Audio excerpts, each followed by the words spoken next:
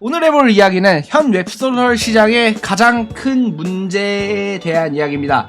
제가 생각하는 거죠. 그러니까 나비 계곡이 생각하는 가장 큰 문제가 이거고요. 그리고 되게 거창하죠. 되게 거창하고 근데 제 개인이 생각하는 문제예요. 제 개인이 생각하는 문제인데 조금 저는 좀 심각하다고 생각을 하고 있어요. 뭐냐면 현 웹소설 시장은 어떤 식으로 구조가 돼 있는지를 먼저 알아야 돼요. 먼저 현 웹소설 시장은 처음에 시작할 때 1차 플랫폼이라는 게 있어요. 1차 플랫폼 대표적으로는 문피아가 있죠. 문피아. 여기 문피아가 있고 그 다음에 여기 노벨피아가 있어요. 1차 플랫폼으로 주로 쓰는데 이게 문이랑 노라고 쓰니까 되게 조금 그렇네? 조금 등에서 식은땀이 나는걸? 어쨌든 1차 플랫폼이 있고요. 그 다음에 2차 플랫폼이 있습니다. 이제 카카오, 그 다음에 시리즈, 그 다음에 이제 리디북스도 있어요. 리디북스 같은 경우에는 주로 이제 여성향 쪽이 많이 소비되는데 어쨌든 문카시 카카오 시리즈 리디북스가 있어요. 이게 어떻게 나뉘냐, 왜 1차 2차로 나뉘냐, 그러니까 자유연재를 할 수 있냐 없냐에 따라서 달라요. 우리가 처음 시작하는 분들이 자유연재를 할 수 있냐, 우리가 난생 처음 웹소설 써봐 그러면은 어디에 연재를 해야 되냐, 그러면 문피아랑 노벨피아 말고는 없어요 사실상.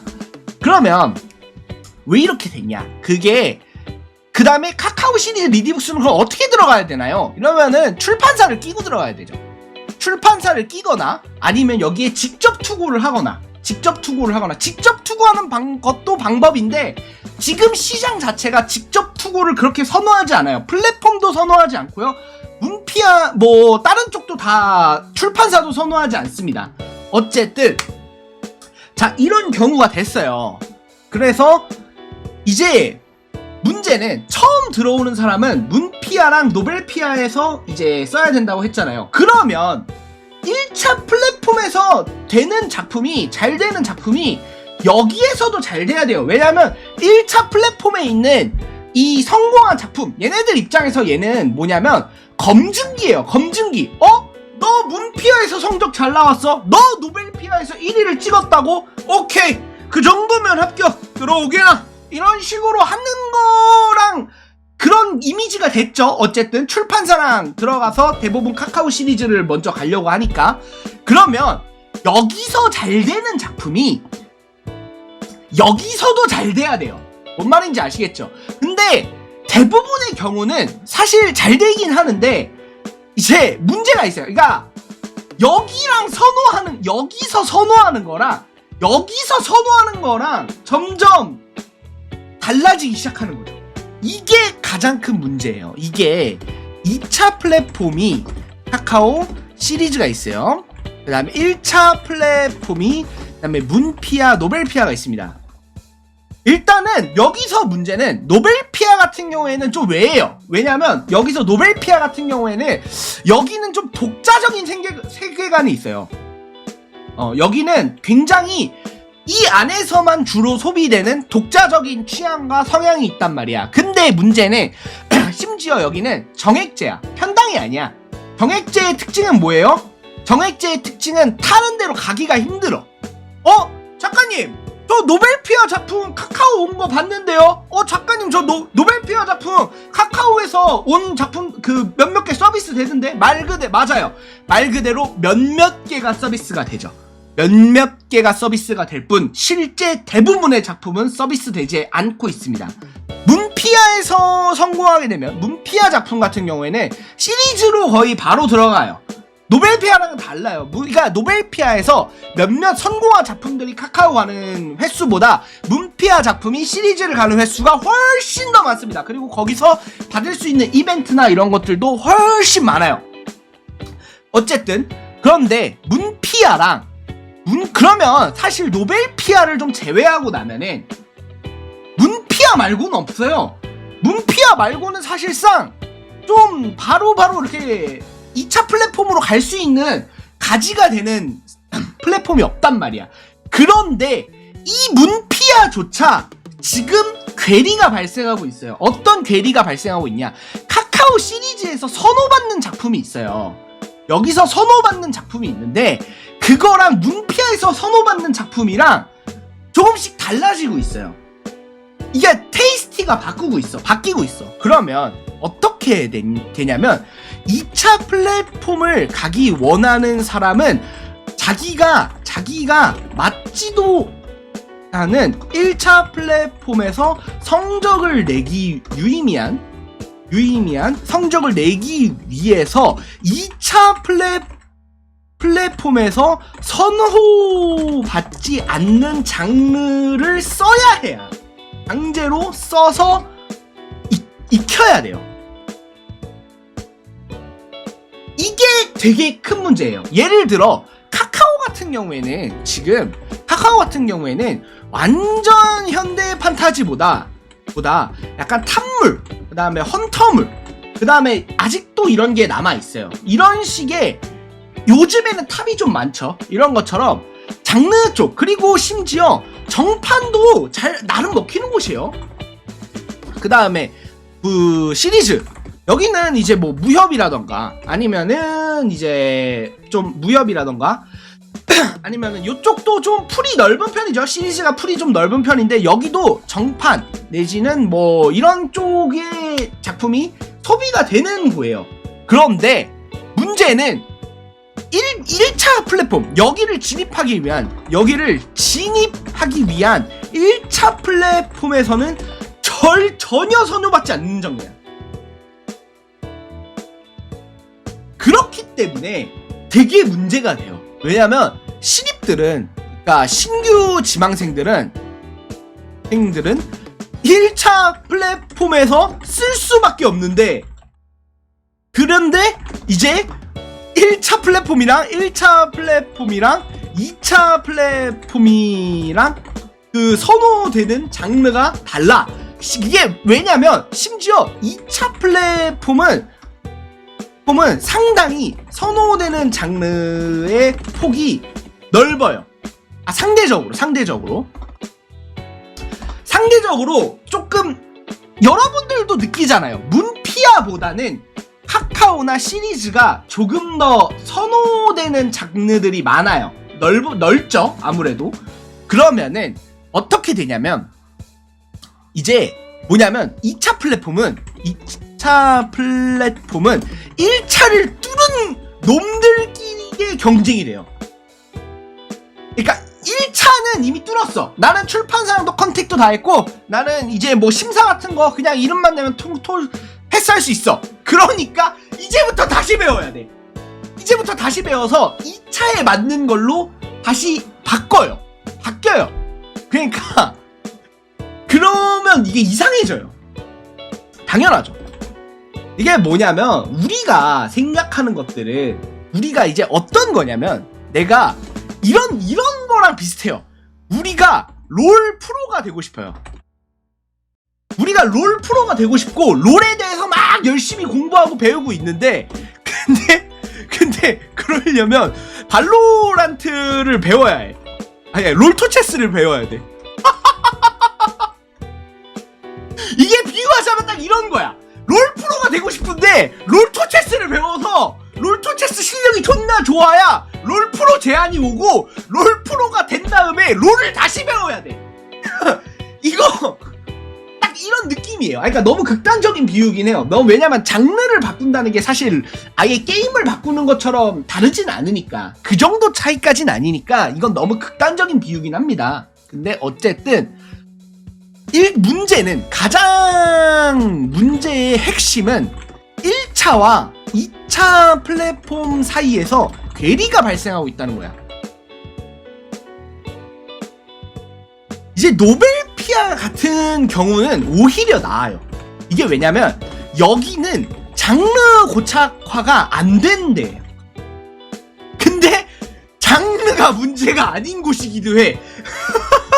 그러니까 뭐냐면 여기 장르 자체로 보면 되게 넓어요. 현판도 있고요, 정판도 있고요, 탑 등반물도 있고, 괴담물도 있고, 아카데미물도 있고, 뭐 갤러리물도 있고, 온갖 장르가 많아요. 근데 장르가 문제가 아니야. 여기는 취향이 문제야. 그러니까 여기 취향이, 여기 노벨피아의 취향이 이제 카카오 시리즈에서는 엄청 선호받는 취향은 아니란 말이지.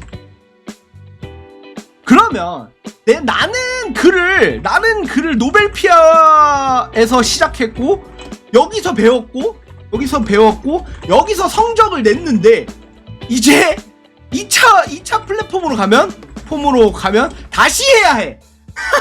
다시 연구하고 내가 이제까지 익숙하고 내가 잘했던 거를 버리고 다른 데로 가야 돼. 그럼 반대로 하면 문피아는 어떠냐? 요즘에 좀 심할 정도로 이제 현판 쪽으로 갔죠. 쪽으로 많이 치우쳐 있고 독자들이 평균 연령대가 좀 높다 보니까, 그러니까 여기는 장르 고착화보다도 일단 이게 글이 일단 좀 뭐라고 해야 되지? 약간 너무 가볍게 간다거나 오히려 막 좀 너무 이제 좀 트렌드가 있죠. 문피아에 나오는 그 트렌드가 좀 확실히 달라요. 그런데 이제 시리즈는 좀 다행스럽게도 이 문피아의 트렌드를 어느 정도 흡수하고 있는 거예요. 이 정말 다행인 거예요. 왜냐하면 문피아가 1차 플랫폼으로 존재하려면 시리즈가 여기 걸 흡수하고도 돌아가야 돼요. 여기서 이게 1차 플랫폼이 성공하려면, 그러니까 성립되려면 여기서 나오는 것들이 이제 시리즈에도 먹혀야 되는 건데 그게 어느 정도는 되고 있죠. 그게 시리즈는 정말 다행인 게 시리즈가 풀이 넓어요. 장르 풀이 정말 넓은 플랫폼이에요. 어느 정도로 넓냐면 노벨피아 작가들도 시리즈가 흡수하고 있어요. 카카오는 뭔지 모르겠는데 그러니까 여기 같은 경우에는 카카오는 정확하게 말하면 여성 독자의 비중이 유의미하게 늘어나면서 이제 그만의 리그가 만들어지죠. 근데 저는 카카오의 변화 여기에 이런 것도 충분히 여성 독자들도 당연히 이제 우리들의 그 주요 소비자들이니까, 다만 이런데 문제는 감성이 달라요.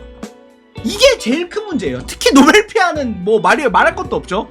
말할 것도 없고 문피아 감성과도 많이 달라요. 그러다 보니까 이게 적응이 안 돼. 이게 좀 적응이 안 돼. 그래서 이게 제일 전 큰 문제라고 생각해요. 그러니까 뭐냐면 유입이 정말 어려워졌어요. 이제는 문을 통과한 사람들끼리의 경쟁이야. 이렇게 되고 있죠. 이렇게 되고 있고, 이 괴리가 저는 시간이 지날수록 사실 점점 더 심해질 거라고 생각해요. 점점 더 심해질 거라고 생각합니다. 이런 현상들이.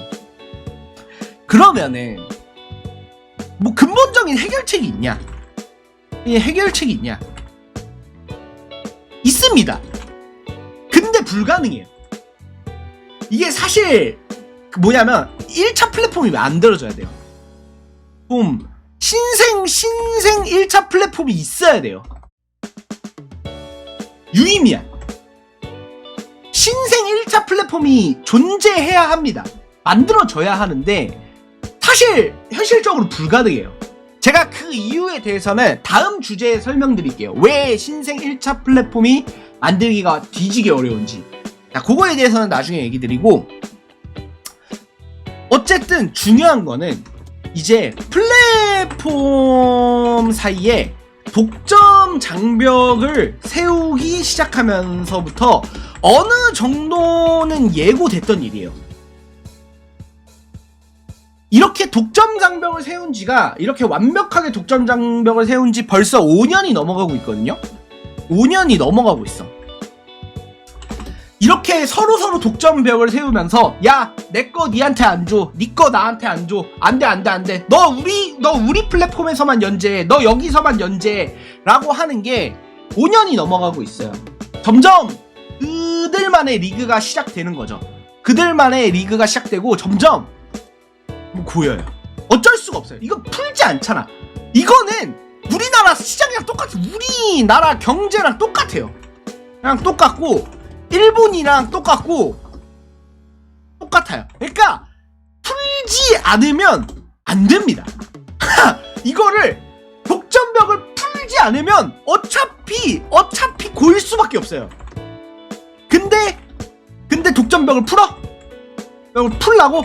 근데 풀면은 어떤 현상이 일어나냐? 그러면은 신규 유저들이 대거 나가죠. 그러니까 유저 이탈이 발생한단 말이야.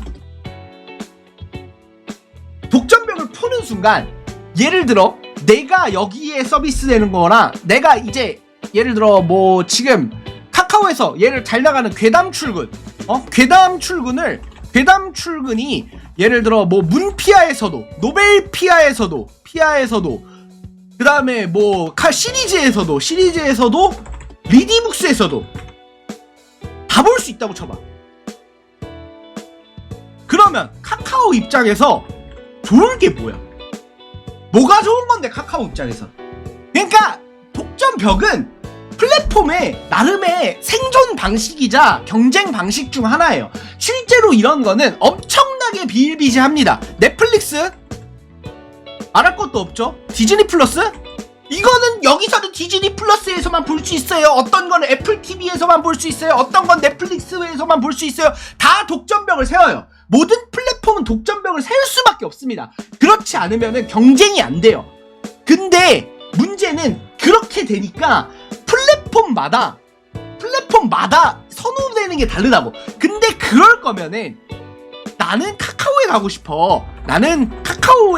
싶어. 그러면은 카카오 1차 플랫폼이 존재해야 된다고. 존재했었지. 카카오 스테이지라고. 존재했었죠. 근데 망했어. 네이버 시리즈 뭐 베스트 뭐 도전? 뭐 베스트 도전, 그러니까 챌린지 리그 있어. 다 있다고. 나 시리즈 가고 싶어요. 여기 시리즈 1차 플랫폼 있어요. 카카오 가고 싶어. 카카오 스테이지 있었어. 망했지. 챌린지 리그 망했죠. 가면 조회수 20, 30 막 이지랄 하고 있는데 어떻게 가냐고. 못 간다고. 그러면 저기를 가고 싶으면 다른 걸 배워야 돼. 문피아랑 노벨피아부터 뚫어야 돼.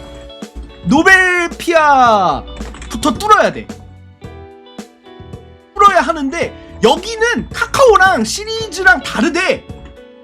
뭐가 다른데요? 모든 게 다르대. 씨발 뭐 어쩌라고. 나보고 뭐 어쩌라는 거야. 그러니까 결국에는 이렇게 저는 이 현상이 점점 더 심해질 거라고 생각해요. 점점 더 심해지고 점점 괴리감이 커질 거라고 생각합니다. 이렇게 되면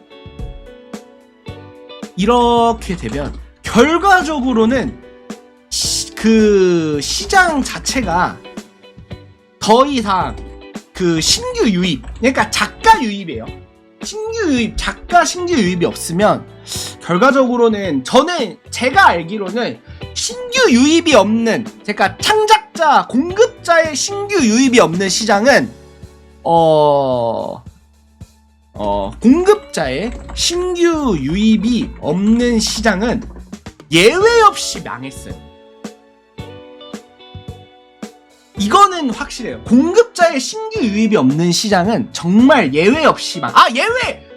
새로운 거 있다. 예외 있네요. 예외 있죠?